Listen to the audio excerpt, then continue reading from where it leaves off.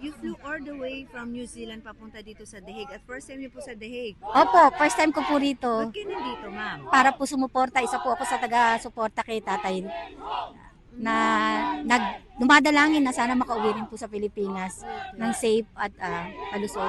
Talagang, I'm sorry for asking, ma'am, ha? Gumastos talaga kayo para pumunta dito? Opo, talaga. Hindi ako nanghihinayang. Gusto ko lang ipakita talaga na todo support talaga ako kay tatay. Kayo ba ay umaasa pa makakalaya siya? Umaasa po ako.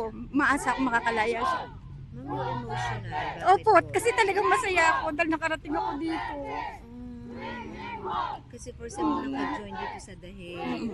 Pero matagal nyo na sana gustong pumunta. Gusto kong pumunta. Ano hong nakakapigil sa inyo dati? Siyempre po may trabaho ako. Kasi yung pamasahe, hindi basta-basta. Hindi po basta-basta talaga. Ma'am, anong masasabi po ninyo bilang supporter ni PRRD sa mga akusasyon sa kanya na siya nag-utos sa mga pagpapatay? Sa nakita ko naman po kasi maganda po yung mga nangyari. Sa totoo lang, wala po akong pakialam sa politics nung panahon.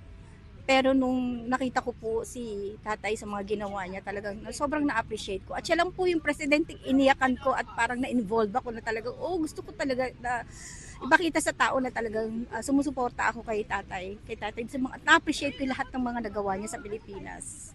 So kahit ano ang sabihin nila, kahit ano ang aligasyon, hindi na magbabago ang puso ninyo? Hindi para po, kay hindi former magbabago ang president? puso ko. Kahit anong paninira ang gagawin nila. Kaya po nandito ako.